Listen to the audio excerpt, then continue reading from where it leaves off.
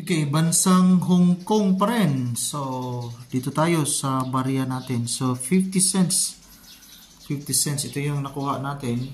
Kasi doon tayo nakapunta minsan. Ilang araw lang sa Hong Kong.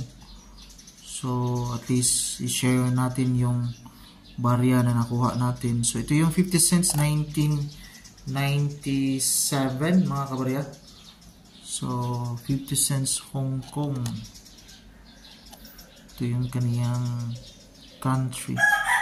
Hong Kong. So, yung composition niya is brass-plated steel. May bigat na 4.86 grams. 22.5 mm yung diameter. Thickness naman niya, nasa 1.81.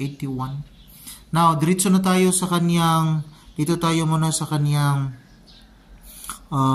reverse o verse.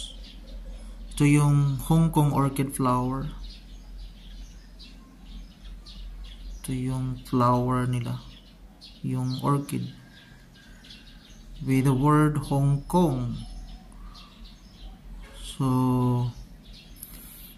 dito naman tayo sa kaniyang reverse. Ito yung reverse mga kabarya, 50 cents digit. At ito naman yung year 1997. So, ito yung kanyang age mga kabarya.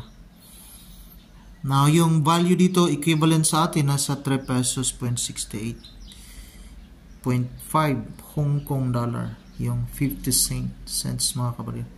So, nasa 3 pesos. So, maliit lang tong klaseng barya. So, nasa 3 pesos mga kabarya. So, mura lang ito kasi wala itong special features. Pero at least may hawak tayo sa ganitong klaseng barya. Memorabilia mga kabarya. At least may memory tayo. Once upon a time, kahit ilang araw lang, may memory tayo straight from Hong Kong. God bless and enjoy.